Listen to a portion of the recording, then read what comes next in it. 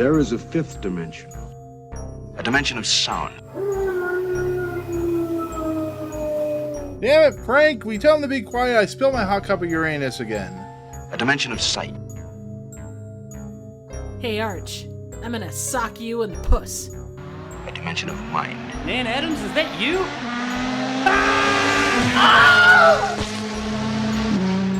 Next stop, the Twilight Zone.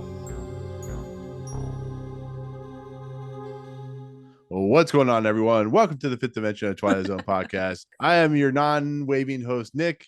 I am, of course, here with my cohorts, Jacob and Triv. We're here to talk about Sterling's favorite podcast that he would have loved and not criticized if he were still alive. We, of course, are on audio feeds like Anchor, SoundCloud, Audio Boom, Cups of Uranus, chairs that move on their own, Maximum Overdrive. I don't know where I'm going with this. I'm tired. We're here to talk a new episode of the Twilight Zone. So before we do that, Triv, Jacob, we are kind of our own Twilight Zone, recording like a week and a half early or whatever. So how you guys doing? How's the future for you right now? Are we dead? Are we alive? We don't know yet. Are we submersible? Not that I'm aware of. Eric Stoltz is in Back to the Future in this future. Yes. Right. And whoever was originally supposed to play Han Solo in the Star Wars trilogy was playing Han Solo. Probably Tom Selleck or something.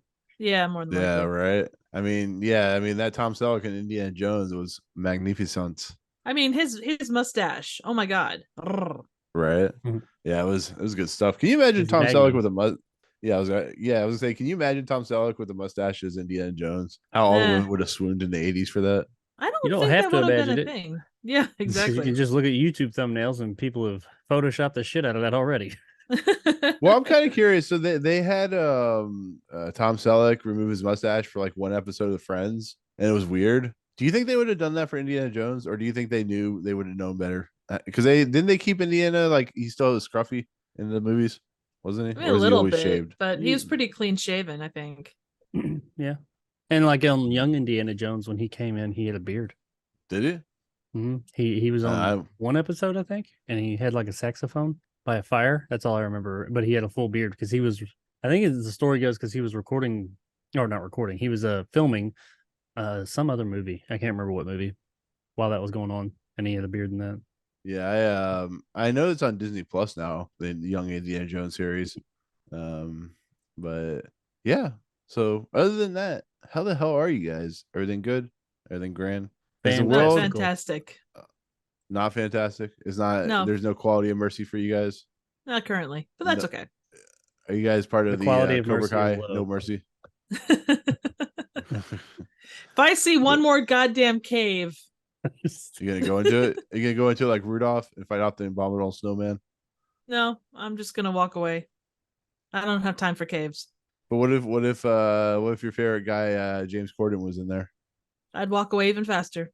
But She might run it's away. James Corden. Yeah. What if he was in a rat? What if he was in a rat costume? I would sprint away into the Speed Force and get the fuck away from that shit.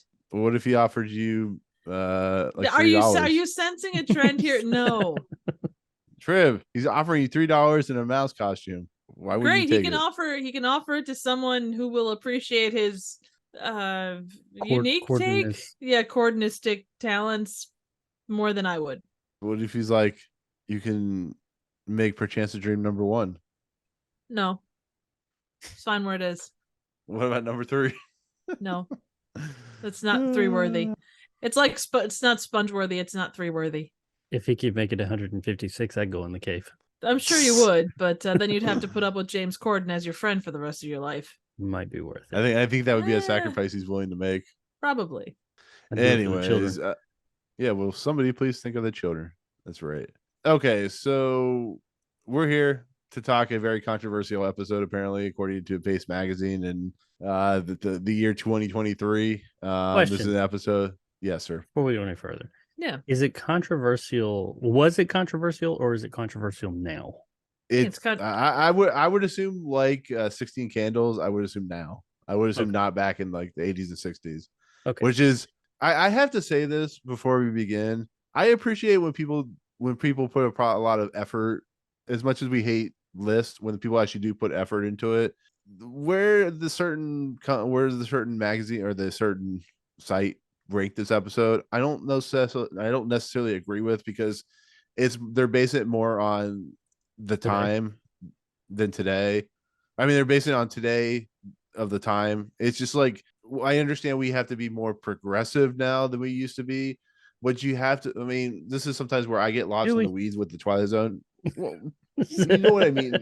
Like, depending on your view, like the view of today is a lot different than the view of the 1960s. So, I mean, we'll get into why that is, but I think it's an episode that's not bad. It's not what I would call great. I think the one that we rank higher, what was that episode? Once Upon a Time? No. The other Testament? World War II one. Purple Testicle. Yeah. I think that one's a little bit better. I think it does a little bit more serviceable job with this material. But I think if we have to look at this from a Twilight Zone perspective, I don't think this episode's bad. And we've talked about this kind of idea before with like the Clint Eastwood movies and stuff like that. So it's just a really weird kind of way to look at an episode, to blame it just because it was 1960. So therefore it's obviously one of the worst episodes to, grace the Twilight Zone. And I don't think that is. It's not. I don't even think it's close. No. The other thing is too, like from an IMDb, like any rating system, you're gonna have quite a vast array, and you kind of take it with a grain of salt. They rank this one a 7.3 out of 10, which is a 0.1% better, 0.1 better than Once Upon a Time. So I think from the general perspective, I think for Pace Magazine, and we've seen this a couple of times with different pieces, I think they're looking at it more from a 2020 perspective as compared to a 60s perspective, or they're not able to like say, okay, I understand that this was part of it, like the biases that we bring into it. And that's, I mean, we do that here too. There's a lot of these that we kind of look at and we bring our own biases into where we rank them and whatnot. But I think that kind of the yellow face thing, it definitely plays in. I mean, it's, how do you, in that time, to be able to convey, Dean Stockwell playing both characters, I think you maybe would have lost people if you would have played them as a different character. Well, yeah, to some extent. I don't know. It comes from a time and era where Hollywood was completely different than what it is now, and I just think that like putting this episode in a negative light, which I'm not saying it's I agree with what they did, which I don't, because we come from a different era, but I think discounting this episode because it does something like Yellowface, I don't know, it feels like we're blaming something for the fact that it came out in the 1960s. So therefore, in our 2023 mentality or our 2020 mentality, whenever somebody reviews this, I think is a little misguided, a little short-sighted. I think you have to look at this episode from especially us doing a critical standpoint. You have to look at it from, is the story good? Does it have a message? Can we move past the point that we feel like this episode is a decent episode? And I don't know. I just feel like sometimes we get wrapped up in this, like, oh, it's the fault of the episode for making us feel like it's a little racist. I mean, is it a little racist? Absolutely. I mean, it's, you can say the same thing about 16 Candles, but it's of the time, and that's the way things were. Are you going to blame Al Jolson for blackface and, and that, or the whatever? I mean, it's what it is what it is. I see this differently. I don't see why this is controversial, and I don't think it's racist. Well, I think it could be looked at that way. It's just the mentality of today, I guess. Well, I mean, and everybody, I mean, if you guys, I'm not trying to change you guys' mind on it. I'm just saying from my perspective, and I respect everybody's opinion, but I don't see what they did, because everybody in the episode is not, in quote unquote yellow face. It's just one character, but there's a reason that he is.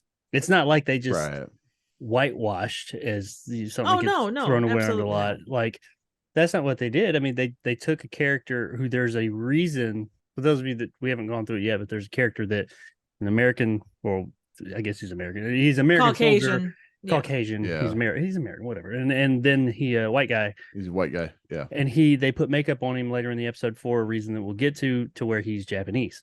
Like, and it's not played for his eyes. It's not played for laughs either. It's actually it's not quite like serious, which is Jerry Lewis or anything. Yeah. It's he that's the crux of the episode. He sees what it's like from the other side. Now, I mean, the only other way they could have done this was have an actual Japanese person show up, like cast someone who's Japanese, and then we just know that that's him. But 24 minutes is all they got. It was, I feel like, more impactful, which is important. Yeah, also, my complaint of this. No, I said my complaint of this episode has nothing to do with what we're talking about. It has everything to do with where the hell were they filming this episode, because the sound quality of some of the dubbing and some of the sound quality of the stage work, well, it sounds like the mics blew out or something like that. I mean, we'll get into it, but it's like that's my complaint of this episode. It has nothing to do with Dean Stockwell and Yellowface. We'll get to that, but the thing I think from hearing what I didn't do any research on this episode, but I can definitely see it, especially nowadays. It sounds like what a lot of people talk about with this episode is that they had someone dressed up in makeup and accent the thing and everything, is, like they're that's Japanese. not really. So that was the kind of Pace Magazine take on it. Looking at the IMDb reviews, just kind of skimming through them, there is some like on and off talk about that, but by and large, it's said that it's not necessarily the most memorable episode. Like the thing that brings it down my biggest is problem with it. It's not it kicks it hits you where you live, but it's not. And you can see for Rod Serling, it was probably a really like an episode that he wrote from. Oh, absolutely. World War II. This is like very personal to him. Oh yeah, well, especially this this was in being the same theater that he was in, just like Purple Testament. Absolutely. Well, actually, I didn't see. No, we'll get to. We won't harp on it too much, but just like from that, I could definitely see people of this era saying, "Oh, it's this." They dressed up this guy in as a Japanese man when he's white. It's like, yeah, but that's part of the story. You need that for this character becomes this other character so that they can see it from the other side. That's fine. I mean, look at a movie like Cloud Atlas. Not depending on who you are, not the greatest movie visually. I love that movie. Good. Yeah. There's a whole like sections of that movie that everybody's in Asiatic like makeup because it's and there's a reason in the story why, but like you've got famous actors like Tom Hanks and stuff like that walking around with like their eyes pulled back and stuff like that, and nobody had anything to say about that. That was made in 2012, 13, something like that. Right. But, I mean, I'll talk about it. I think if they had just left Dean Stockwell as himself instead of putting the makeup, I think it would have worked a little bit better. Oh, like kind of like a Quantum Leap where we see him one way. Yeah, because they could still have the same purpose. I just think the makeup's like really terrible. That's just my honest opinion. It feels. But let me introduce this actual episode before, because people were like, "What the fuck are these guys even talking about?" They're like, "A good question." No, but this episode is season 3, episode 15, called "Equality of Mercy," directed by Kulik, written by Rod Serling, from an idea from Sam Rolfe. Production code 4809, air date December 29th, 1961. So the last episode of 1961. Stars Dean Stockwell, Albert Salmi, Leonard Nimoy, Rayford Burns, Ralph Voltrian, Dale Ishimoto. This is the 80th episode of the Twilight Zone, just to let you know. That's crazy. So we're 80 episodes. That's absolutely crazy. This is technically officially the longest podcast I've ever done. I said that before. I think this is officially the longest one I've ever done at this point now. So congratulations, guys. You put up with me longer than most other people. So, but once again, as Jacob alluded to, this is a World War II episode. Of course, Rod Serling was in World War II during the Pacific Theater, so he knows this kind of stuff very, very well. It's stuff that he is it's probably very difficult. It's probably very difficult for a man like Rod Serling being in a war, dealing with both sides, or dealing with the idea of having to fight an enemy that he knows nothing about. So these kind of episodes, I'm sure, are very hard for him to write and work on, because like we've talked about, imagine being on the other side and you have commanders and lieutenants who feel like you need to kill the enemy, but there's no justification for that feeling, I guess you could say, because it's all about tactical, it's all about landmass, it's all about conquering. But to get from to like what Clint Eastwood did with the two films, see it from both sides, you realize people are just the same on both sides. There's no difference. It's people not wanting to be there, but becoming kind of forced to, or realizing that their mistakes are, their feelings may be misguided. And that's what this whole episode is about an individual who is so gung-ho about the enemy and not realizing that maybe the enemy is not what he thinks it is. and that's always a powerful thing. And that's what we saw in like Purple Testament. We see, World War II movies and stuff like that, and so forth. We see, and I think, and you mentioned Flags of Our Fathers and Letters from Iwo Jima. Yeah, 2 really good movies, by the way. Especially Letters from Iwo Jima was really good. But the idea behind this episode and those, I think, as soldiers, and this is just unfortunately a fact. I think this has been most soldiers throughout time, unless they're Ziliots, they have to be like conditioned to not think about that person's family. That is a person. They're not fighting people. They're fighting the enemy. That's why they call them the enemy. They don't refer to them. They want to dehumanize these people over here because they have to go kill them. And well, it's like they're thinking Vietnam about with Charlie and something like that. They instead of calling them Vietnamese people, they're like, that's Charlie, so they're automatically the villain. It's just the same thing. So it's you have to take they need to be mindless drone. They in order to kill that many people, like and win a war, unfortunately, they need to not think of them as human beings. And that's like, I think that what those 2 movies and this show is trying to show is that yes, unfortunately that is how it is for the most part, but they are human beings over there, and they're the same way. They're told, hey, we've got to all wars. That's how you fight. That's how soldiers, grunts are. Is they don't think about the humanity of it all. They think about we have to win. There's an obstacle, destroy, and it's you or them, basically. Yeah, and they them, whatever, don't need to be a them. They just need to be a thing. They're not a human being. They're something that needs to be eliminated. And I think it's that is unfortunately just how it has to be in order for people to be effective killers or soldiers. They it's sometimes it's okay to pull that back and look and see the humanity in people's, because as we'll see in this episode, while that's effective, sometimes, or most of the time, unfortunately, in war, sometimes you got to stop. You got to say, there's no point to this at this moment right now. Mm-hmm. Well, and don't you think too, like that whole, I mean, even from Rod Serling's perspective, coming, you hear people talk about it from time to time, but like you go from having to be this killing machine there, and you leave the war field and come home to regular life. Right. And how do you readjust? I mean, look at how many people over the course of time, like the stories that they hold, and just the, I'm sure this was probably as much therapy for him as anything, just being able to write it out and, get the stories down on paper, work through that trauma. Well, being out there in those wars like that on the front lines, which we don't fight wars as much as we did back then. They're still frontline people, but back then it was very much frontline. You drop people down and they go in with guns ablaze. And I mean, these people that were in these theaters, they killed who knows how many people. How do you live with that? Because when you're in the foxhole, as they say, or you're in the middle of it all, you're probably not thinking about that. You've been conditioned not to. So when you get home and you go and you lay down and you see normal people and you start to think about all the lives you took, even though they were the enemy, you were them. That still affects a person. And that's, well, I mean, they talk about it in this episode. When the lieutenant comes into the mix, the sergeant's like, we have no idea how many people we've killed. I mean, what's the point anymore?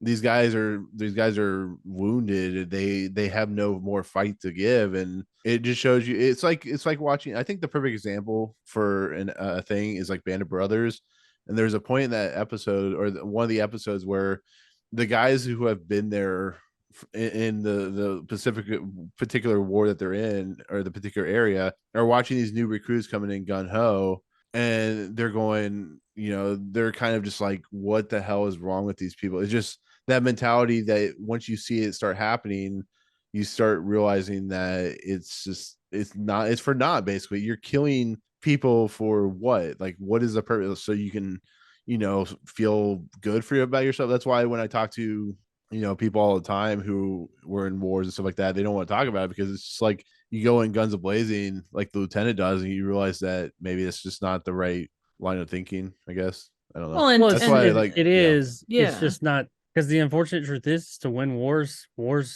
death. Wars is about killing. That's how they get won, unfortunately. And they can't go in there thinking about that stuff. They have to go in there and just like kill. Well, no, I know. It's just you can see the difference between like the fresh wet behind the ears lieutenant and the sergeant who's been that's there not for even a question. They haven't been met with the reality of the situation yet. Well, and it's facing life too. I mean, you could you could change the scenario of this and have a person that's worked a job for, however many years, then you've got the new recruit guy that's just like a completely different perspective. It's that experience and that kind of world weariness that comes with having to like deal with not just the we're gonna kill some Japs or crops. Yeah, exactly. Exactly that. Versus the person that has seen all of it, who's seen friends die and knowing that you aren't invincible. That plays in too. That's what I get a laugh about. And you mentioned Call of Duty, and I don't mean this as like a knock against people who play Call of Duty, but it's always funny to listen to kind of the banter back and forth, people playing Call of Duty, and then they're like gun ho and killing. But it's funny because when you get into like the reality of it all, it's kind of disturbing, to be fairly honest. Like you watch people playing this video game that is literally you shooting the enemy and you're against another person, and it's just like it's interesting how our brain thinks when we're in different perspectives. We're in a real war, your brain is completely different than like playing a video game of a war. And it's just I don't blame anybody who plays Call of Duty. I'm just saying it's like it's an interesting thing to think about, like the ideologies and logic when it comes to the real thing versus the fake thing, I guess. I don't remember what movie it was. It was a war movie, and I don't remember which one, but basically the whole thing came down to the goal of war is to kill more of them than they kill of us. Mm-hmm. And that's, like you say, that's one of those truths that it's hard to wrap your head around, but it is still intensely true. It sucks. And that was a UE Bowl movie. Was it? It was a ton of rats. I don't know.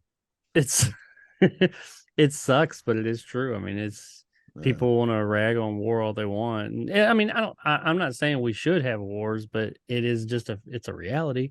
Shoulda, coulda, woulda. I mean, it is something that's there. And in order to win wars, to be you have to have effective killers, and effective killers have to, kill. So they can't think of that stuff. And when they do, I mean, that's probably when they've had enough. I think if anything, these types of stories go a long way in showing that, like, maybe, I've never been in a war. I'm not a soldier, but I've known people that were maybe like, and they may do something like this. There needs to be like a amount of time that people are on these fronts. Well, not now. We don't really do it like that anymore, but maybe they should, like, after a certain amount of time being out there in the middle of all that, maybe someone should be, taken out, because they're eventually, it's all going to come back and the crows are going to come home to roost, or chickens are going to come home to roost, and people are going to start thinking of that kind of stuff. And, then they're not going to be as effective at their job, and they're going to end up getting killed or getting someone else killed. And that's a lot of training down the drain. Yeah. Like all these people, the people in this episode, besides this one gung-ho guy, they're done. I mean, they're like, they're not going to, I mean, we sympathize with them and what they're going for, but at the end of the day, they're not going to be effective at their quote unquote job anymore, because they're spent. They're done. They're not in it anymore. Well, look at the whole Afghanistan and Iraqi war. How many people, like, I mean, I've known people that have done multiple tours, and, they come back, they get, we're talking 4 or 5 tours of duty, and just the toll that it takes on them constantly, because you just get back to some form of normality, and then you have to turn around and go back again. I mean, I can't imagine, like, that's whiplash right there, really. Well, some of them we find, this has nothing to do with the episode. I think other stories have explored this, but some people, especially in more recent times, that's one of the reasons they go back, is because that becomes their normal. Oh yeah, no, absolutely. And then they can't handle the being out in the quote unquote real Western world, at least, and so they choose to go back because they feel more comfortable within that. Yeah, not necessarily killing, just that's become their life, that's become who they are, and they don't know how to operate amongst the normal people anymore. Oh no, absolutely. Yeah, I've known a couple people like that too. I can't remember which movie I watched that was like that, but with that said, this episode was filmed at Howard Studios instead of MGM facilities, because they had a pre-made jungle area, which makes sense. Maybe that's an episode. Yeah, well, yeah, we'll get into that. It's an episode that takes place on August 6th, 1945, which is significant because of certain events that happened in the Pacific Theater War to end the war, which we'll get into. And I have questions about that when I ask you guys about, but we'll get to that. basically, this is an episode that has Dean Stockwell and Leonard Nimoy. This is before Leonard Nimoy went on to play Spock, so it's very weird to see him without Klingon early or not Klingon.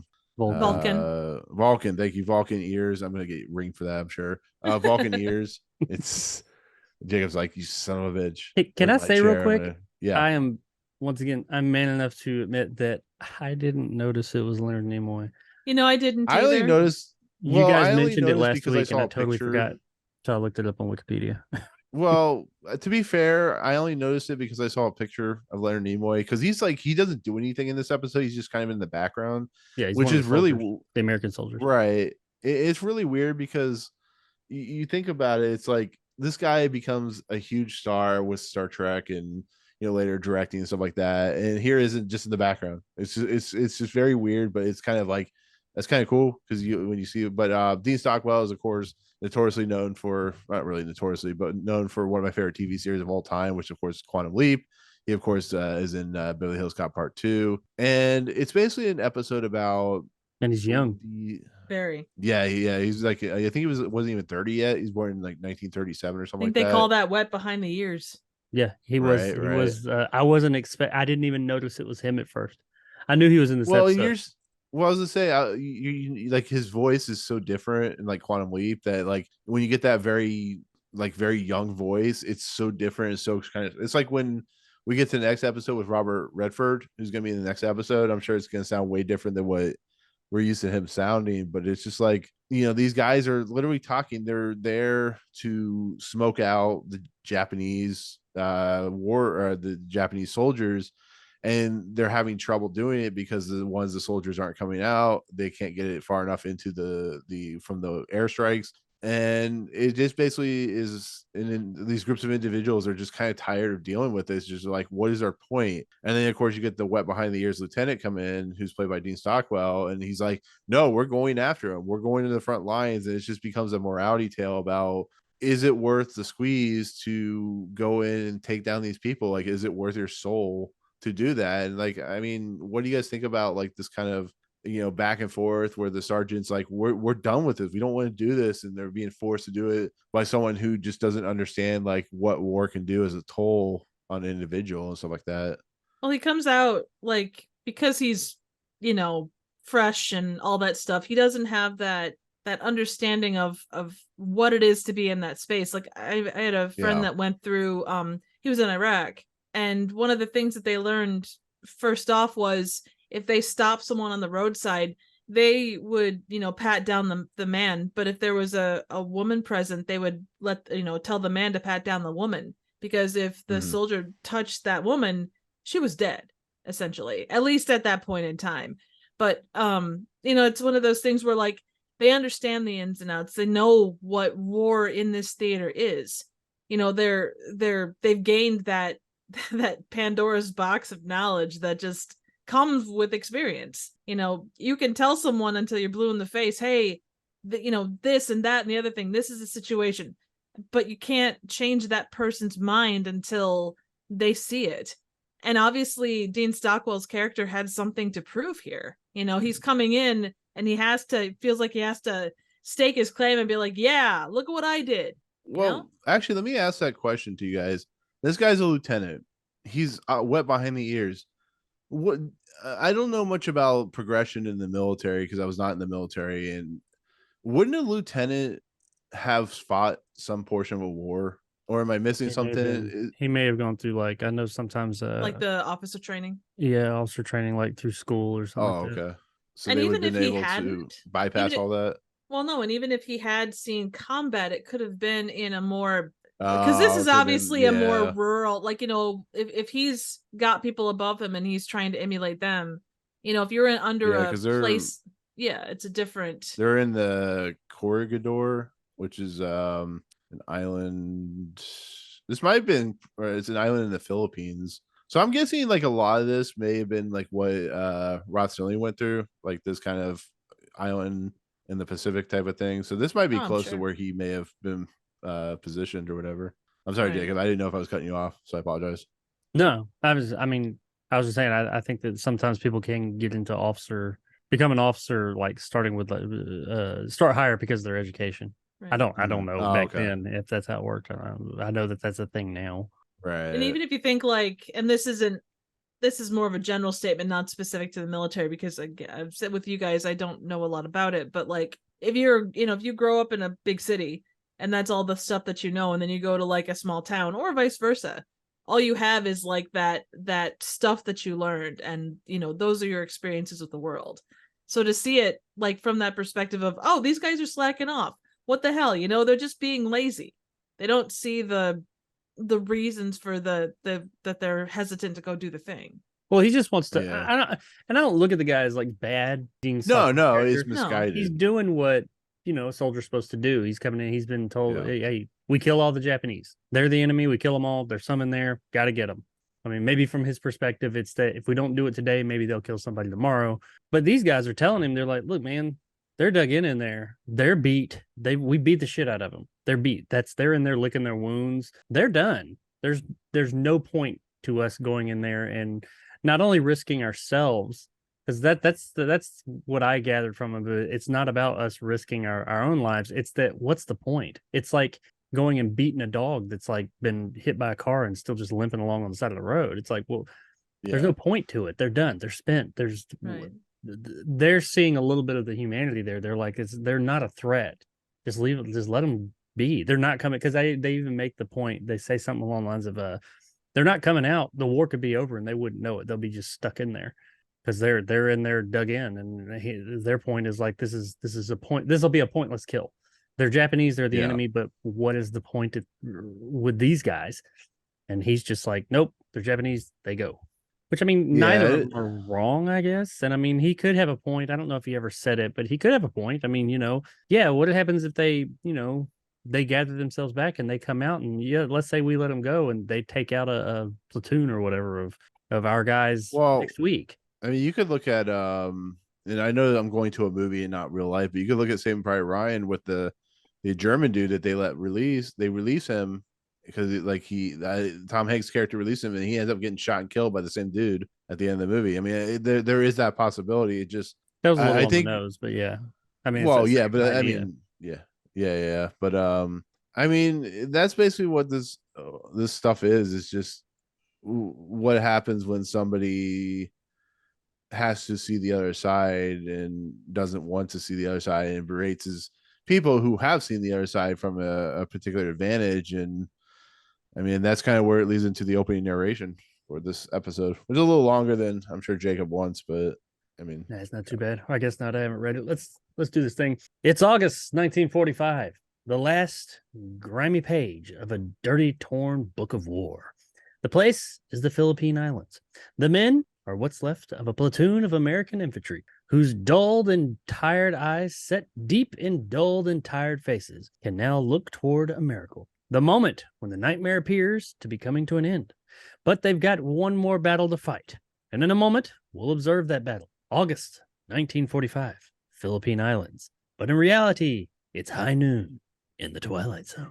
So there's gonna be a standoff. There's gonna be a gun battle. I mean, there kind of is, really, if you want to think about it that way. Corral. John Wayne's gonna appear, and then Clint Eastwood's gonna appear, and then it's high noon. I'm telling you. Yep. Yeah. And Kurt Russell. Right. Yeah. And Kilmer. Yeah. And you're gonna see Ken Watanabe go let them fight, and it's gonna be a big battle. Leonardo DiCaprio show up. and Sharon Stone. Yeah. Lance Russell Crowe. Yeah. And Anthony Zerbe will be there. Yeah, that guy. Mm-hmm. And we're gonna see Timothy Olyphant there too. Lex Luthor. He just takes out everybody. Is Morgan Freeman gonna be? Is Kevin Costner gonna be there too? With big shootout at the end. Yeah, really kick-ass shootout. People are like, you named like 85 movies at once. I know. Who's the other guy from Westworld? Ed Harris. Westworld yet? No, the original movie. Yul Brynner. Yeah, he'll show up. Yul Brynner fight Ed Harris for the role of the Blind Man in Black. Give me Yul Brynner any day of the week, man. Yul Brynner. Oh, really? Yes. Yul Brynner as the king, or Yul Brynner as Man in Black? Man in Black. There was a character. Or Yul Brynner as Moses or as Pharaoh. Yul Brynner generally is a pretty damn good actor. Someone could go to a Halloween party in high school as Yul Brynner as Gandhi, much like in Once Bitten. Oh my god! With Jim Carrey, who also played Dr. Eggman in Sonic the Hedgehog. With who also talked out of his ass. Who may have painted. Who found the number 23? Yeah, that guy. Yeah. Anyway. So back to the real thing. So, anyways, weirdest game of 7 degrees of separation I've ever seen. 6 degrees of separation, not 7. The 45 degrees of separation. Yeah. Can we get quality to and mercy? Can we get to porn? Probably. Can we? Yeah, I don't want to play this game now. Not tonight. Play the 45 degrees to porn within 7 degrees. How do we get Dean Stockwell to porn? We'll do it that way. Like Dean Stockwell was in a movie with Bridget Nielsen, who wasn't. No. Anyways, back to the episode. Bridget Nielsen. I mean, no, I'm just saying. What is the name of this porn? We'll get Bridget Nielsen to porn in some form or fashion, like from Dean Stockwell. We just need to get to Tracy Lords. She was in some Hollywood movies. Yeah, and you're there. She needs to be your trajectory. She was in Blade. There you go. Oh man, was Chris Rob was in Blade? He was in like some westerny stuff, so I feel like there's a connection there somewhere. Was Rob Wesley Lowe in there Snipes somewhere? was in that bad western movie. It was bad though. Nobody else was in it, so I feel as if we can do this thing if we really put our minds to it. Right. But before we do that, we'll have you transition from I've done it. White guy to the black guy or something like that, so you can see the other side. Anyways, Absolutely. with that said, a lot of this stuff is just back and forth between soldiers, the lieutenant berating the soldiers realizing they don't have a choice or be court-martialed. Basically, that's what it's boiling down to. They're like, you have to listen to this wet behind the ears guys. I mean, what do you guys think about like Dean Stockwell in this role? Like he was actually supposed to be in the lead in Purple Testament, if you guys remember. Yeah. But he couldn't do it because he was busy or something like that. He had other things he had to do as an actor. But I mean, we could say like Leonard Nimoy's in this episode, but he doesn't really do anything. But like the two main characters before the switch are Dean Stockwell and Albert Selmy. I mean, what do you guys think about these two individuals? I think Albert Selmy is fantastic. I think Dean Stockwell is fantastic. I mean, what do you guys think? I thought he was very commanding, but not. He came across as quote unquote, we keep saying wet behind the ears, but didn't come across as like dumb or like naive. He came across naive to a degree, I guess, but he wasn't like that typical wet behind the ears, like like a goofy goof. Like he has like no experience, or at least he has a head on his shoulders. He's just coming from a different perspective than these guys, and he's not spent like they are. But he comes in and he was very commanding. He's like, "No, you're doing this," and he held his own against them. I thought it was, and he's clearly younger than everybody else there, right?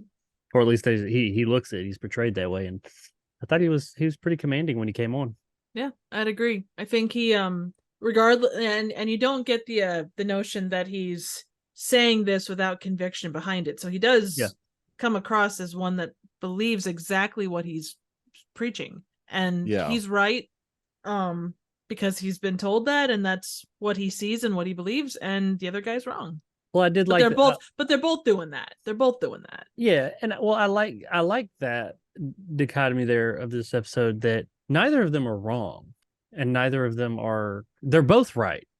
Both of them are right from the right perspective, and it's not like, oh, he's wrong and he's just terrible. What he's saying is right, but what the other guy's saying, he has a point as well. So I think you've got two people with a just point. It's not like you have this one guy who clearly is just wrong, outright wrong, and then this guy who's outright right. We get that in a lot of stories throughout cinema, of like, you've got the person who's clearly the right one, and then that the writers want you to side with, and you've got this guy over here who's just clearly just a dumbass and just wrong outright. And it's like to comical degrees, even almost, so you will absolutely side with this one. These two, if you really think about it, look at it, you're like, I mean, I see both their points. Right. Neither of them is outright wrong, but it's like, what do you do here? You've got two rights. Which one do you pick? Right. I mean, you sympathize more with these guys probably that have been there, of course, and I think you're supposed to. Well, too, I think there are times, and obviously there are comical Twilight Zone episodes, but this is not, if you tried to play this for comedy or even lightheartedness, if you went and took Dean Stockwell's character even a little over the top, I don't think it would have been. It's not the kind of story that you do that with. You don't play this as goofy. Well, that's not what Twilight Zone does either, and that's probably a lot of that is Serling. Oh no, absolutely. If you notice, whenever especially World War II, but pretty much any war, but especially World War II, whenever that's the subject, it's not comical. There's actually kind of devoid of any type of like lightheartedness or humor. Yeah, there's no levity even, really. Yeah, levity. There's no levity in those episodes. And it's clearly something, and we understand why that he feels very close to and very passionate about. Yeah, most of the comedic episodes I don't think are ever really written by Rod Serling, to be fairly honest. At least I don't think they are. I could be wrong about that. I'm actually looking for most of the witch episodes. Most of the comedic episodes. Oh, the comedic. Yeah, I think I'm actually looking up. Maybe a Most Unusual Camera is. I'm trying to think of. I guess he did right. Well, and Most Unusual Camera definitely had its own. It's comical, but it definitely had its own edge too. It's a dark comedy. Yeah. For it's a goofy, sitcomish comedy, but it has its dark moments. Yeah, and not to say like Serling definitely had a sense of humor, but I think when it comes to things like this, I mean, there's no way to season 1 final. Right, exactly. But there's definitely like you need to have that deeper sense with something like this. And his writer's room probably helped. Like when it comes to comedy, Rod Serling seems like he's a very humorous individual. Apparently he was. Oh, he's hilarious. Yeah, but I assume that he had help with the comedy because comedy is very hard to write. Like you or I or Jacob, we can be funny in person, but to write comedy is a whole different beast, and that type of thing. I don't know. What you're talking about? I'm fucking hilarious. You fuck hilarious? Does hilarious fuck you? It's very unfortunate when they laugh. That's all right. We still love you. I don't know, Jacob. I might have to do some research. To find out if you're hilarious. Fucking and hilarious. How hilarious it is. Yeah. Apparently, we need to do research for this podcast. You didn't know that, so. Well, anyways. Let me know how that works out. Let me know what you come to find. I mean, I might have to research this episode to find out if we're telling the truth or not. There's maybe we should listen to another podcast. I don't know. There's stuff on the internet, so. No, I'm kidding. But yeah, I mean, the transition happens where the twist in this episode is he drops the binoculars. He comes up and he's now a man of a different culture and different nationality. He is now on the Japanese side of things. As we find out, 3 years prior, he's Lieutenant Yamuri. Yamura. Yamuri. Yeah, I thought they said Uhura. Like I mean, Leonard Nimoy is in this episode, so you never know. But basically, he's confused about where he is. He sees all these new, soldiers, and he at first thinks he's like being captured. I'm guessing because that's why he runs towards the cave. But then the cave fights back by shooting at him. I guess the sergeant is in the cave or whatever. I think that's the same guy, the same sergeant guy from the Albert Salmi guy. I'm not entirely sure, but no, this was a totally different time and place. Yeah. Well, no, this was 2 years earlier. There's no correlation. It's just they're only identified as American. They're not identified as anything. Well, no. What I'm saying, like, is it like a reverse where like the guy in the cave is the sergeant that was part of the platoon that we saw earlier? So it's a completely different person. It's only listed as a group of Americans. They're not listed as them, I think. Well, no. I mean, they wouldn't know who these individuals are. Is it the same actor? Were we shown that? I didn't. Yeah. I thought it was just. Yeah, he shoots at him and he like trips over. It's real quick. So I was curious if it was just like a reversal, but then again, like you said, this is 45. This is 42. 42. So it could be the Japanese. I don't know. This is the part where it gets really confusing, where it's like, is this supposed to be like a reversal where the Japanese have the upper hand? I mean, it's just that's basically it's the same cave, but it's the same cave. So it's just like, is it like a reversal of fortune? It's the exact opposite, where it's the same scenario, but it's told from a different point of view. The American soldiers are the ones that are in there sick and wounded now. Right.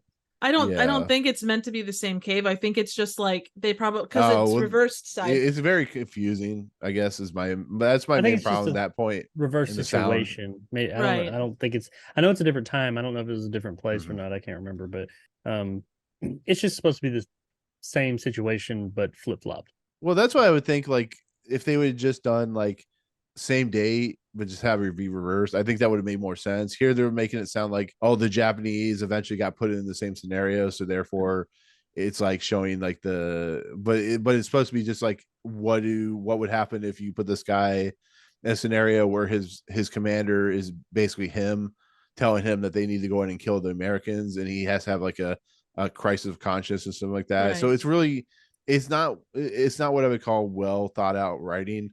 It's thought out in like a very like he knows like what this place is like and stuff like that as a scenario, but it feels a little kind of chaotic and a little messy, I guess is the easiest way to put it. I thought it was, instead of like something like we already referenced Letters from Iwo Jima, where you're kind of seeing the other side of the story. Here you're seeing it at the same time as Flags of Our Fathers. That's the thing I was trying. Yeah, but you're seeing the other side, literally the other side of what's going on with them. Instead of doing that here and having him transport to inside the cave with the people that are in there and seeing what they're saying, you're seeing the same situation from the other side. Not the other side of that situation, but the same type of situation. I think he was just putting it because all of a sudden, because before he had zero compassion for the people that were in that cave. He was like, they are the enemy. That's what he's been trained to do. Now he's put here and he does. These are his people over there, even though he's somehow changed. There's Americans in there. So all of a sudden now he's thinking about them as actual people. Right. As those are human beings in there. That's not the enemy. And now he's being told by this person who's more or less saying to him what he said, no, that's the enemy. Go kill word for word, yeah. Yeah, and he's like, well, but what's the point? He's like, they're sick and wounded, and he's like, that's the enemy. Go fucking kill them. You're supposed to. That's your job. And I think that's when it dawns on me that, oh shit, that's what I was saying.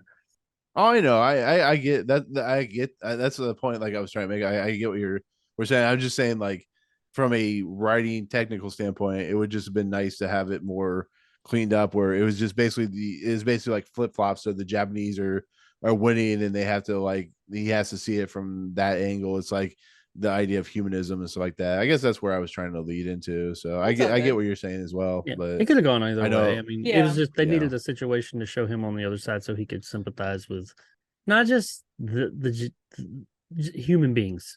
I think it was less of sympathizing with the Japanese, like the enemy, but just sympathizing with or seeing to stop seeing them as just the enemy and as people.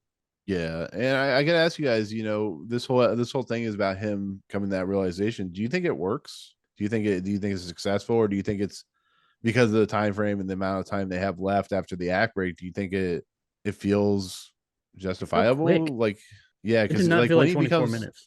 No, and when he becomes the Japanese soldier, it feels like we're rushing to our conclusion. But I always feel like there is that fine line that you have to balance when it comes to like the transition, where I guess maybe because of his captain, like it allows him, but it almost feels like it's too quick and too fast that you almost need more time to have that kind of realization and justification. I don't know. That's just me. I'm not sure what you would add in there though. You've got the point of that whole bit is for him to see that a superior telling you this thing is fine and it's important and you have to follow orders, but just because the lines flip doesn't make your opponents less human. No, I know. I get that. No, I'm just saying that I think that's what they were going for. It's like that was kind of the crux of what that was, is being able for this one guy who was so regimented and singular of thought to be able to see that, okay, there's more to this than situation reversed. There's more to this than my fellow countrymen behind the thing. It's my fellow human beings. Yeah, exactly. Yeah, I mean, I guess I almost would want like a two-parter. That I guess that would be my thing. Would be like the first part is the whole America. I mean, maybe it would be too long. Maybe I'm just thinking from it's okay. my point of view. But you would have like the first part be the American side, like 20 minutes, and then the second part be a 20-minute of the Japanese side. I guess I just wanted more development. Is what I think that would work with, like, we keep going back to it, but Clint Eastwood's movies, like that was the point of those movies, was to trying to show humanity through just showing the interactions of these people on the other side that we typically it used that, like just showing them in their day-to-day during this time to show that they are as human as we are. And some of them don't necessarily believe in some of these things.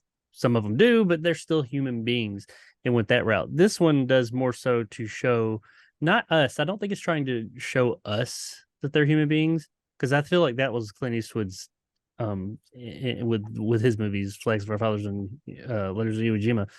It was trying to show the audience that, hey, these are human beings too, because we think of that war, we think of the Germans and the Japanese, everybody. Yeah. And I mean, you look at like Germans and Nazis and all that. I mean, it's till this day, there are still people that just kind of like view all of them like they were all that. That's what they all were, but that's not the case. And I think that was the point of those movies and those stories. This story, I think, is more just trying to show that there were people that didn't think about these human beings as human beings. Is like they were see the humanity. And what this story is trying to do is show one of its characters the humanity of the other side. Because, if you notice, Clint Eastwood's movies never did that. They weren't trying to show the character. They weren't trying to prove to the characters. The characters were not supposed to learn of the humanity of their enemy. Yeah, it was us. We were supposed to. Yeah. And here, you get let's say you get like a scene of like the soldier's family when he's with his family in that movie and stuff like that. So I get what you're saying with that. Yeah. This was much more about the character learning that than us. And I mean, I guess we learned something in the middle of all that, but it's more about the character learning, having a journey, not us so much. I have I don't know if this will count as a sexicon, but I think the sergeant says pea green shavetail. Pea green shavetail? He also says a bandy-legged buzzard. That's probably better. We haven't had one in a while, so I mean. Yeah, I just heard him say that. I'm like, but I think Triv is better. So I've been really slacking on the sexicon. How dare you? Well, sometimes they outlive 2 clicks away. I have 0 for season 3. So what did we say? We said a pea green shavetail. Pea grain or pea green? Green, like the color. Okay. And shave pea tail. Green shavetail. You know what? That is so out there that I feel like that could be worked in anywhere. What was the other one? A bandy-legged buzzard. Bandy-legged. That's what we call it. That's what they call my thing in the early 90s. Bambi shaved buzzard. I like that one. I actually thought it was bastard, but it's buzzard. So, I mean, can you imagine the what is that word called? Outrage if they said bastard on the Twilight Zone. Oh man, that wouldn't have flown. No. Funny enough, I think that sometimes it back then, especially, hell, leading all the way up until like the 90s and stuff, certain words that we curse words, they could be used if they were used correctly. Yeah, for like what they actually meant, like hell. You could say hell if you're referring to the place hell.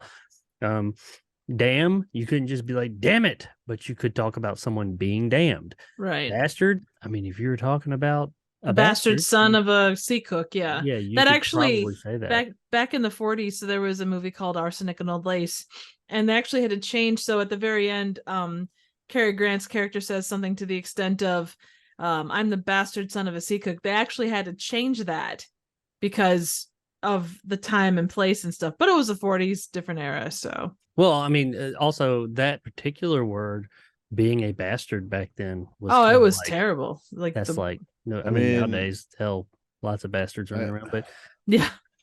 I mean, I took a recording of my cock, but they got mad, and I just showed them as a picture of my rooster. So I was like, "Well, look at the Bible. I mean, you've got ass in the Bible referring to a donkey. I mean, yeah, exactly. That's another one. Ass. If you're talking about a donkey, there was a time when people would refer to ass was not a bad word, right?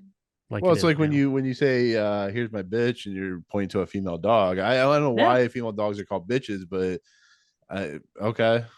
I don't know. I don't know where that word comes from. I don't get it, but yeah, like here's my bitch. Smack female my bitch up, and you're just smacking your dog. Mm-hmm. Yeah, same thing. Like when I'm like, hey, I want to fuck. It's not bad when you say it like that.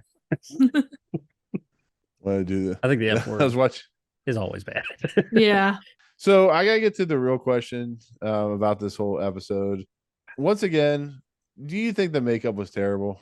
Like it feels like caked on, low budget looking thing. Like they literally just go let Dean Stockwell just be Dean Stockwell and play it off like he, is a Japanese soldier instead of making him look like a Japanese soldier, because it doesn't look right. And I'm not saying that from like, oh, it's racist. I'm saying it doesn't look like right from a makeup standpoint. It just looks really off. Is that because you know what Dean Stockwell looks like usually, and you know that's Dean Stockwell? Like if it was just some random other guy that you hadn't seen, I think it still would look awful. Makeup, I just think the makeup is bad. I just think it feels like a wax statue almost a little bit. Like if he had just stood still, they could have passed by him and they would never like say anything different. I don't know. Look at, and this is kind of off the subject, but I bring it up. Look at the original Mission Impossible and Tom Cruise playing the senator. Like obviously that's prosthetics and things like that, but it kind of has that same feel. Yeah, it's like, couldn't you guys have done? I mean, I know the budget's a little bit less, but like the Twilight Zone's hugely popular at this point. I think they could have found at least a decent makeup stylist to do a little bit better job. I think too, to some extent, and this is my own personal belief, but like obviously this episode was so freaking sweaty, and I think that the combination of like this, like, because he was very sweaty in that time. They were spraying the fuck out of Dean Stockwell. Right, with good reason. And I think that kind of took away a little bit from the makeup too, because he was so shiny, which obviously, he's trying to understand what's going on. There's a lot of stuff at play there, but I do think that affects the way the makeup looks as well. I don't. I mean, I'm looking at pictures of it now, which I saw it. It doesn't look terrible. I see what you're saying. I don't think it feels a little off. Yeah. It stands out, but I do wonder, is that because I know that's Dean Stockwell? That's possible too. True. I mean, but we can go into like when Eddie Murphy played when in makeup as a white guy. Like it was, you remember that from SNL when he goes or Coming to America. Yeah, it's like that makeup looks good. I don't know if it's a progression of makeup. Jewish white guy or whatever. But I don't know. It's a small nitpick. But the worst offenders in this thing is the audio. Like, I mean, I've heard some bad audio in my time, especially from this podcast when we first started out. But my God, there was some echoing going on. There's some reverberation going on. I don't know what the hell is going on, but I'm like, you guys need to get some new mics, or you guys need to spend more budget on mics, or high mics better. But it feels like if they were on a different soundstage, I'm sure that probably affected it too. But if you are a soundstage like Howard Studios, which was a very important soundstage for that time, you better have your soundproofing fixed, and you better have ways for your, especially a production like Twilight Zone. I think they're a little bit smarter than this. I just feel like that they were on a time crunch and they got lazy. And when they were like overdubbing, because like one of the Japanese soldiers definitely is dubbed. You can tell he's being dubbed over, and it's really noticeable. But it like the reverberation, there's no excuse for that. That just feels lazy to me. Do you think that they definitely he had an accent once he became Japanese? They refer to that as the Breakfast at Tiffany's accent. But it's not like it's not that bad. It's not like it's not like laid on super thick. I'll give him that, but it's there. Yeah. Do you think that he should have done that, or he should have just talked like normal? Once again, I think he should have been Dean Stockwell, no makeup and talking normal. And but how would they have played just as well? But how would you have conveyed to the audience 100%? That he was Japanese now, without showing him at some point. Maybe show him in the makeup for like a minute, but then you got to explain that, oh, we're seeing him that way and all that, and they have such a limited amount of time. It's like, do you think they were just like, look, just put him in the makeup, because we're gonna have to show him as Japanese at some point or something? We have to convey. Maybe they were just like, look, we ain't got time for that shit. Just put him in the makeup.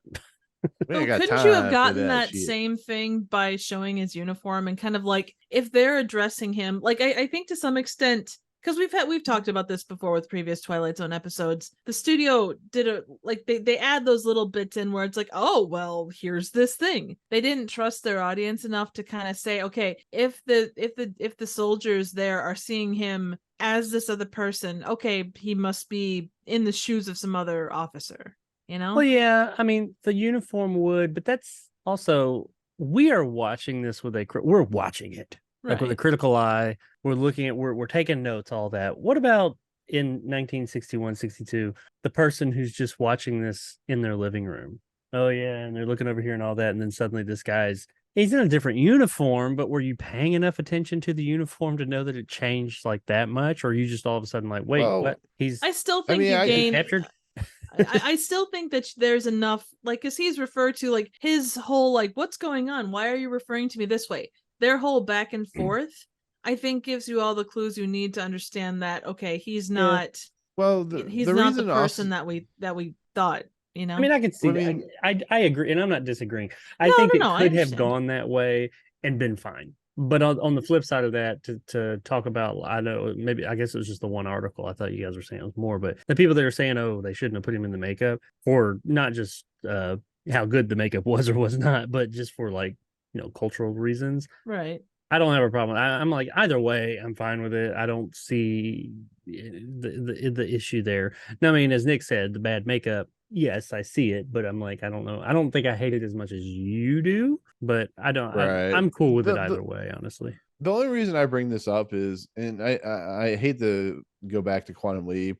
Sam Beckett's character played a black guy and an Asian guy a few times on the show, and the only time they ever reference outside of the people knowing that he was a black guy is when he showed him in the mirror. There's this episode where it's like is very much in the vein of like that Jessica Tandy, Morgan Freeman movie, Driving Miss Daisy or something like that. Yeah. But they did that every episode on Quantum Leap, where it would show him and he'd look in the mirror to see who he was, and he would see like the different person, and that was kind of like a known with that show that. But that's I think they even referenced it. Where it's hey, he's not. We see him differently. Well, no, but the point I'm trying to make is they show him in the mirror, so we got a reference that he is, you know, what a different skin color, different kind of nationality, and then it's just what's his face, the guy from, you know, Sam Beckett's character throughout the rest of the episode. Steve Blackula. So yeah, Sam Bakula. Sam Bakula. No, was he? No, it's Bakula. Scott Bakula. Scott, yeah, guy from Star Trek and NCIS. No, but that's my point. It's just I think you can do it. I think you can do it better. But like I said, it's neither here or there because it's still a decent episode.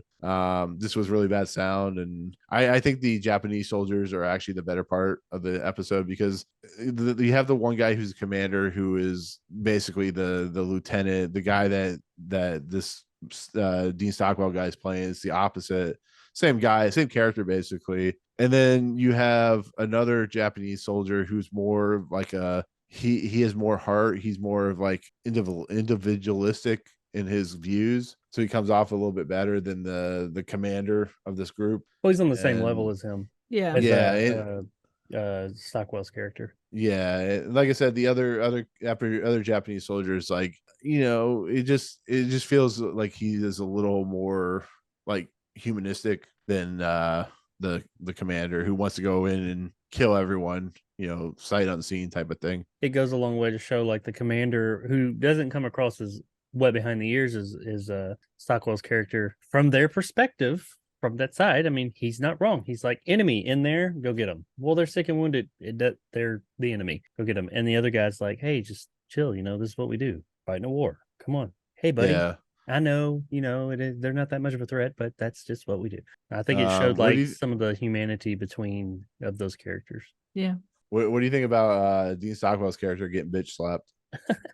That's always nice to see. It's like slap. I mean, at this point, like they make him stay behind, which is basically a way for him to transition back to his lieutenant self. I mean, like when he looks down, I think the idea of like the broken binoculars is interesting because like it almost feels like a kind of look into his psyche, which is a little broken now. So maybe it feels like a kind of, you know, I don't know what the word is, but it almost feels like kind of. You could also say it's a change in perspective, like the not the rose-colored glasses, not taking it away from Jake by any stretch, but but you know, the lens of which he viewed the world was changed. Yeah, it's now not as whole as it used to be, that type of thing, as he thought it was. What was the deal with always that binoculars, by the way? I mean, I think it was just a transition piece. It was like a portkey from Harry Potter. Yeah, exactly.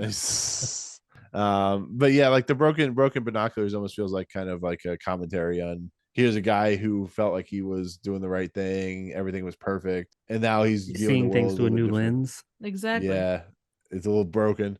He feels a little broken. I don't think broken Jacob, so much. You forgot it's just the explosion, sir. It's like they say like war is hell. It changes everything about you. You came in with a certain way of viewing things, and now that's been shaken. But you see more stirred because of it. Yeah, exactly. Yeah, but it hasn't been stirred. He forgot to put the vodka martini in there.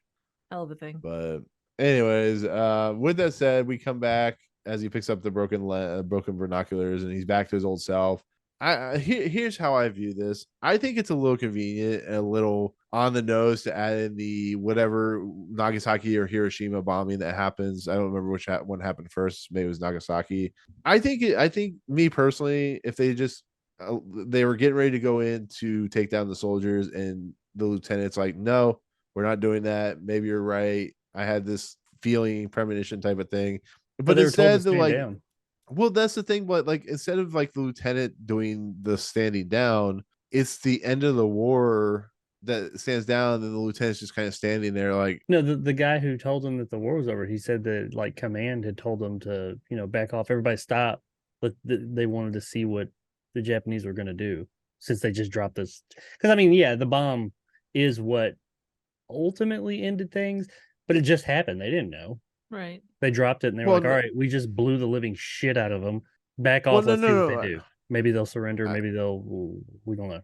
I get that, but like the whole episode is like it's about this lieutenant who is gun-ho about going and destroying the enemy, and then when he comes back into his reality, it's more just like they just got lucky, and the bomb went off and destroyed, and instead of him kind of learning, it just feels like they kind of pushed him to the side to have like this other segment. I feel like maybe not had the atomic bomb and the episode, maybe have the realization of the individual more, because it feels like it's more just kind of cheap for an ending, to be fairly honest. That's how I feel. I think it's still there that he learned his not lesson, but he learned, but it was like it was learned for him instead of him just being going, you know what, maybe you're right, as a well, they touch on that because afterwards the Albert Salmi's character, he says something like there's going to be other foxholes or caves or whatever, don't worry, there's plenty more people, there'll be more wars, more people for you to kill. And he's like reassuring him that don't worry, you'll get your bloodlust, you can satisfy your bloodlust down the line.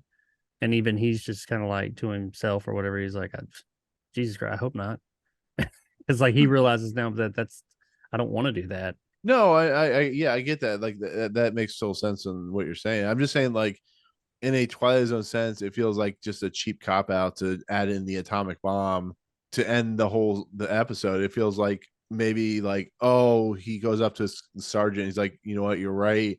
And they like look at him funny and like, you know what, sometimes the quality of mercy is whatever. Like, it may that be a too little on the nose, but it just feels like he kind of got off a little bit easier than what they, instead of realizing you're right here. No, the atomic bomb is going off, so therefore that's the end of the episode. I don't know. I think that would have cop out. That would have worked. I think either way would work. The point is that he's had a realization. For me at least.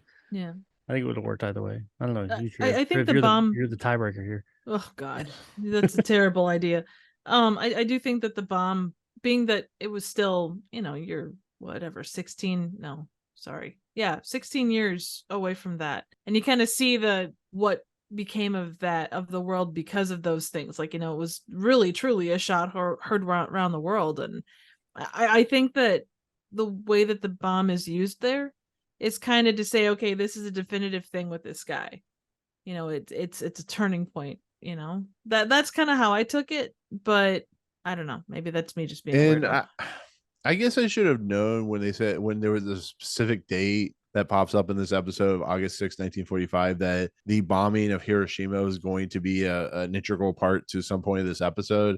Like I said, me personally, I feel like, maybe not. The bombing just feels too on the nose. And I know it's Rod Serling, he's very much entwined with the war in the Pacific Theater.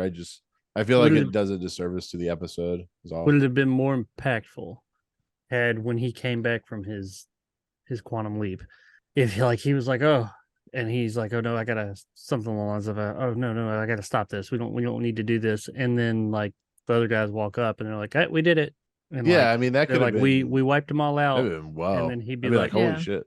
Oh no, you didn't have to do that. like- And then insult to injury, they come up and say, "Hey, everybody, stop! They dropped a bomb. Let's wait and see what they're gonna do." And it would have been like not just, "Hey, from a humanistic standpoint, you probably should give it a rest," but now you didn't even have to do that. It was all for a waste. It would have just been the end of it. It would have been the most depressing ending ever. Well, then you throw insult to injury, and the guy that like they bring up one of the dead Japanese soldiers, and it was Dean Stockwell in the makeup. That would have been too. That would have been too meta, I think. Maybe not him in the makeup, but like they throw his body down and on his little thing it says Lieutenant Yamori. You're right. Well, but that was a thing that happened 2 years previous too. So I think that would have been. I still think that would have been too meta for that. With Lieutenant There you go. There you go. Oh, it's the premise of that sci-fi movie that 2047 or whatever. Okay. It's like yeah, I reviewed that.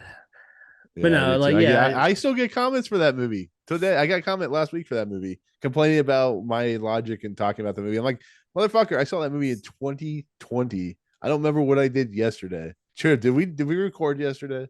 The movie had. I don't remember what I did yesterday. The movie had a lot of plot holes. I remember that. Yes, had a cool idea, but then it was just like execution was.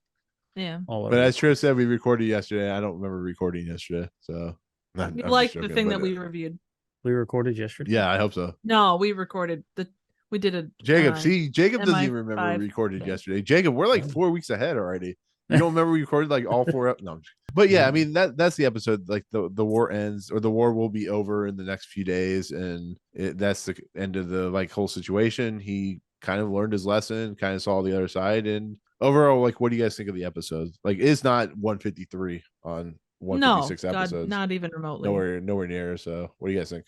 Well, we need to do the outro before we do. We'll get to I promise.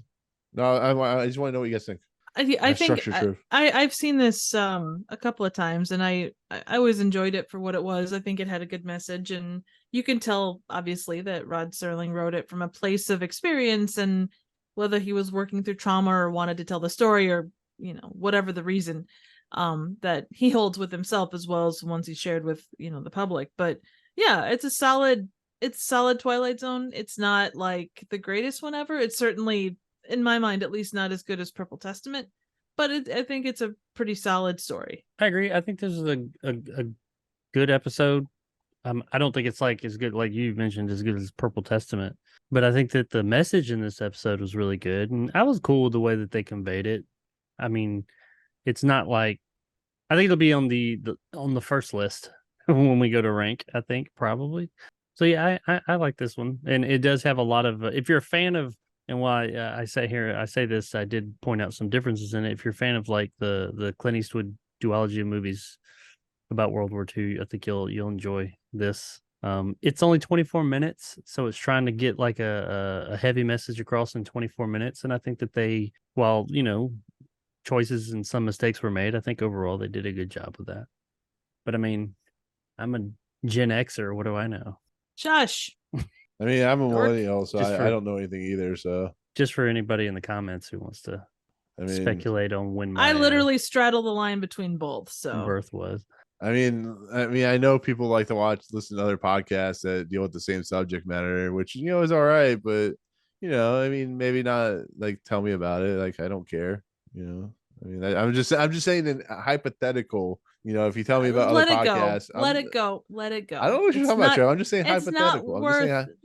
Just what are we talking about, Trev? I'm just saying hypothetical, right, Jacob? Hypothetical. Yeah. Hypothetically. I mean, Gen X is born between 1965 and 1980, by the way. So like, I mean, I do. I am saying that as a negative. I spend not knowing what I spend a lot of hours. Any wisdom.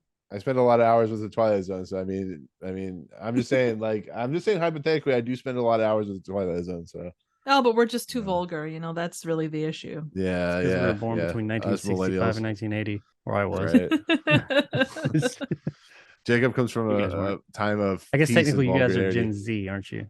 No, I'm millennial. I'm millennial. Yeah. Millennial? Is that not Gen Z? What's Gen Z? Gen Z is Alpha, 99, I think. 96. Millennials are 80 through 96. Oh, you're millennials. Yeah, little millennials. Well, the thing is, I'm like right on that. I'm right on that line. Gen X.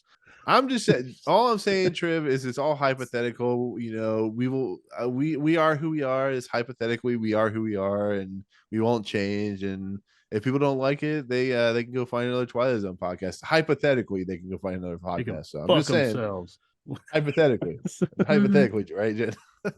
Hypothetically. So, hypothetically. And there's always that thing about not feeding the trolls. Hypothetically not feeding the trolls.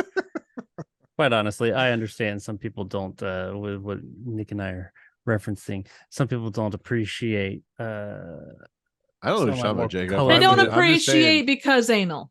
Some of my more colorful vernacular. I just look at it this way.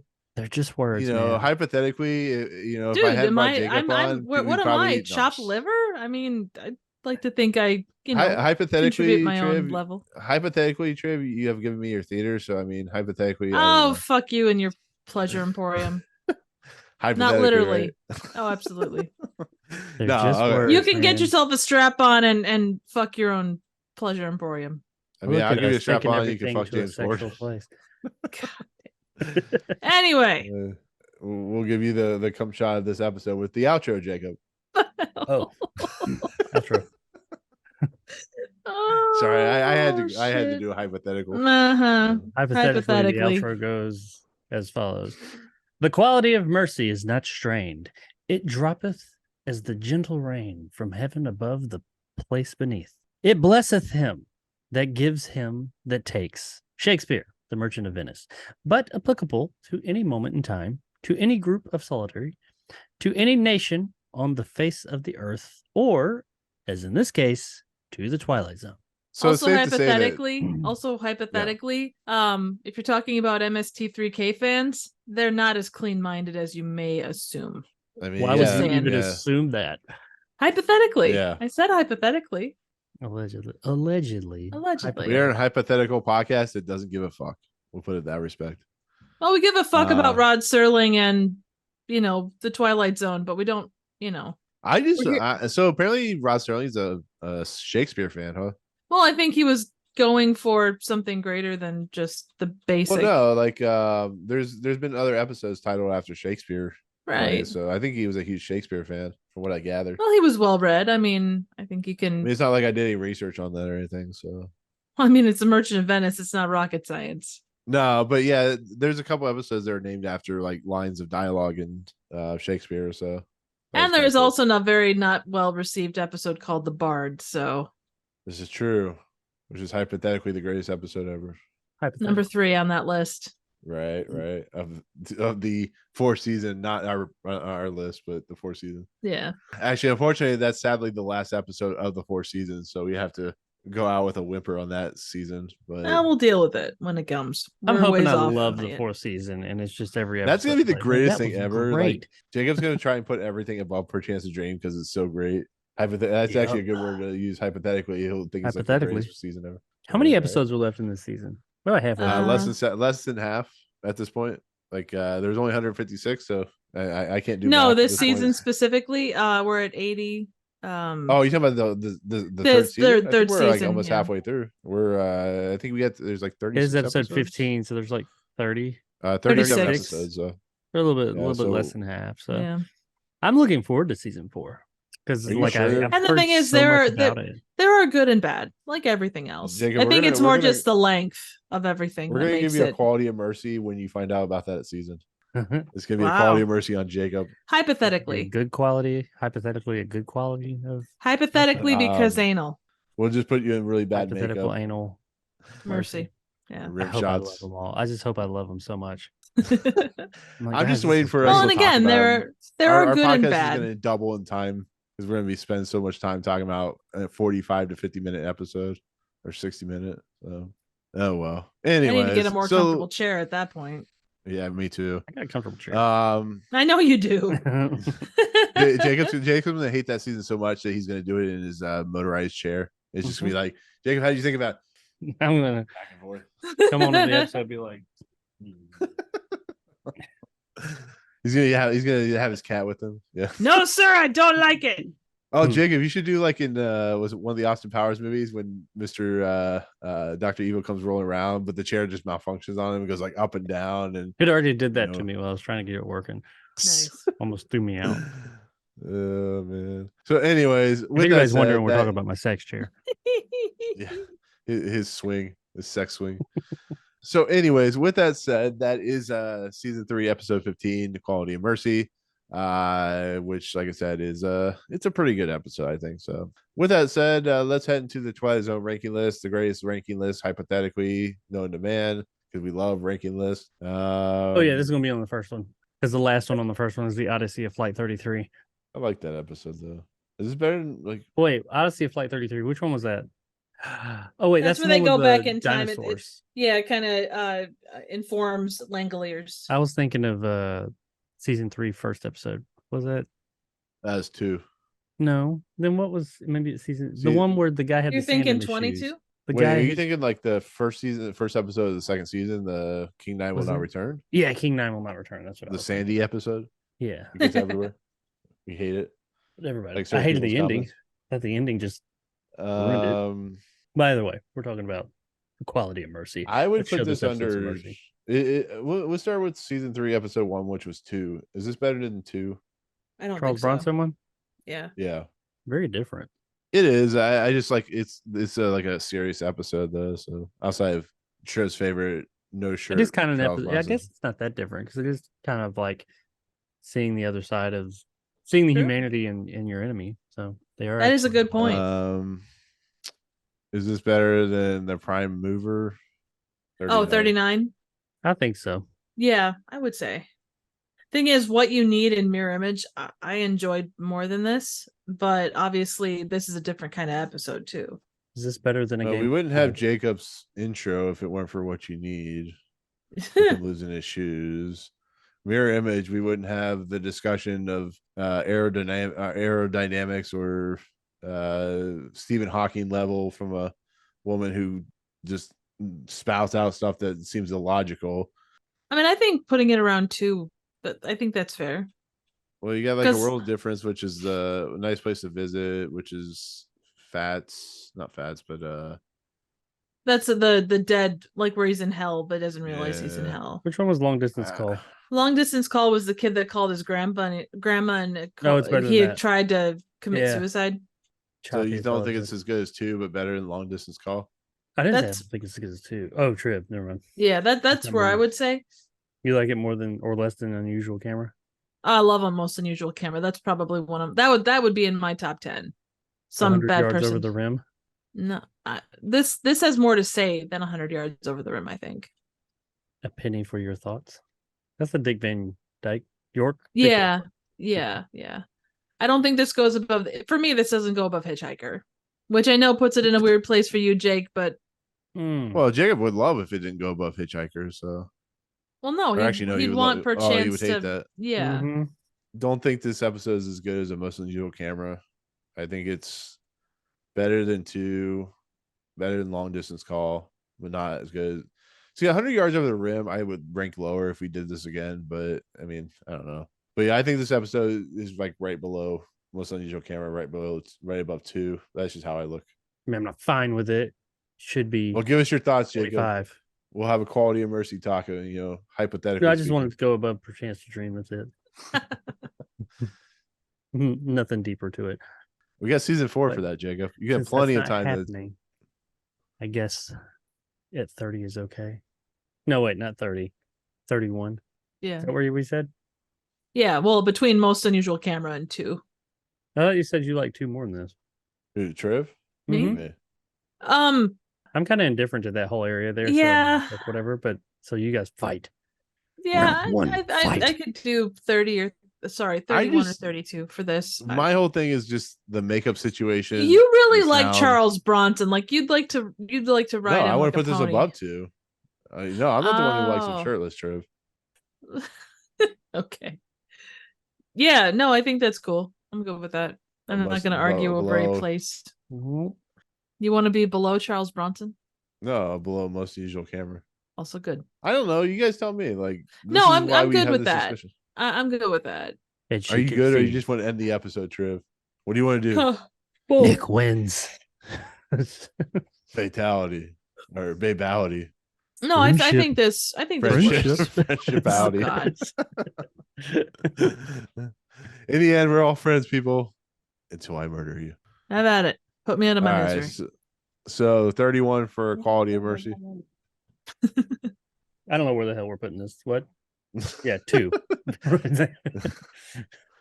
No. Also, we're putting it at number 2. No, number 3. No, 3. I mean, I put it above The Invaders. Sounds good to me. We can do No. Above is meaning below it? Yeah.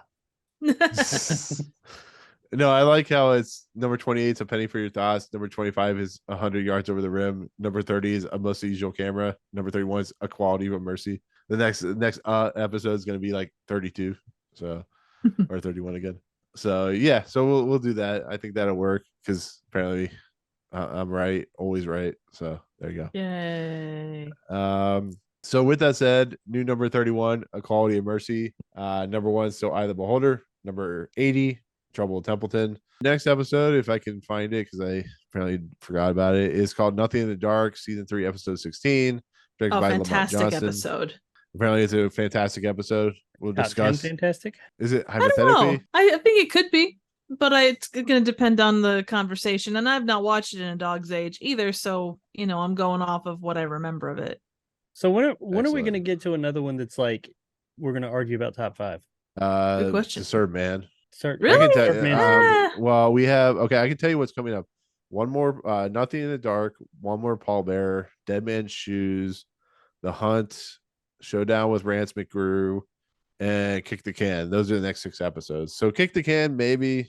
I don't know. We'll see. That is one random piece of trivia. The fact that this episode was used as a template for the segment that shall not be named from the Twilight Zone movie.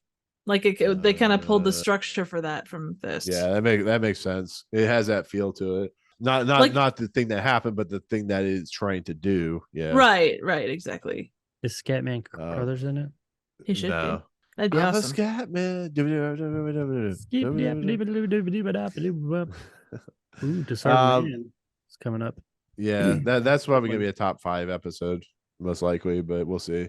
Anyways, Nothing in the Dark is written by George Clayton Johnson. It of course stars Gladys Cooper, R.G. Armstrong, and Robert Redford, which is a huge actor. So we'll look forward to that.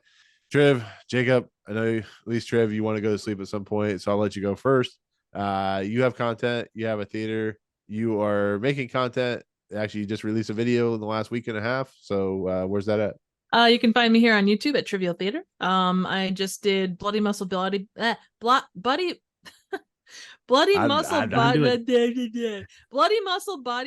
in Hell, which is a fantastically fun movie. It's a take on Japanese. It's kind of a Japanese version of The Evil Dead. Highly suggest it. Lots of fun. Upcoming is Future War, which is a collab. I also have another collab coming with Nick that's called Meet the Feebles. So those will be coming in the next couple weeks. Good. Absolutely fantastic. Love it. Meet the Feebles. Meet the Feebles. This gato. Go play golf. I just want to be the fly. Jacob. You have content as well. You have a chair. Where's all that stuff held? My YouTube channels. Jacob Enders Reviews and Retro Jake XY. Retro Jake XY is the one I'm working on mostly right now for the time being. Jacob Enders Reviews is on a hiatus at the moment. But yeah, I have content. Hopefully by the time this comes out, first episode of my new documentary about the Nintendo 64 and its history and stuff and all that will be out on the Retro Jake channel. So check that out. It'll be, I think, 5 weeks, and then the whole thing will come out just like the last one. So check all that out, please. Excellent. Yes, definitely check it out. We need Jake to get paid, man. Jake needs to get paid. He needs a dollar bills, dollar, holler for dollar. I'm on the downward hill to being what do we call it? Monetized? Yeah, monetized for that channel. My other channel is, but I don't put content on there anymore, so it's not very lucrative. Excellent. But yeah, so follow their channels, and of course follow my channel at Movie Emporium, where I post content At the point of this review, I think we are one episode away from Mission Impossible being done. That I do a Triv for the Dead Reckoning thing. I'm trying to think because this is reviewing a week before. And then of course I did Indiana Jones collab with Jacob on Temple of Doom. And then other reviews I post. So look forward to that. But we're gonna head out. We're gonna give you guys a quality of mercy, hypothetically, and sleep and do what we do. So with that said, for myself, Jacob, and Triv, we'll see you guys next time in the Twilight Zone. Peace out, hypothetical motherfuckers. Oh, by the way, Triv, I found you the perfect computer. Oh God. It has a 13th gen Intel Core i9 13900 KF, 4090 RTX, 16 gigs of DDR5, 1 terabyte M.2. It's only, get this, $3,099.99. Oh yeah, yeah. But it doesn't come with Microsoft Office. Well, damn it. It comes with Windows Home, but not Windows Pro. Ah, damn it. That just let me whip only out my wallet $3,000 here. and it's got a 4080. You're saving $399. You're saving $300. That's great, but you got to have that money to start with, which I don't.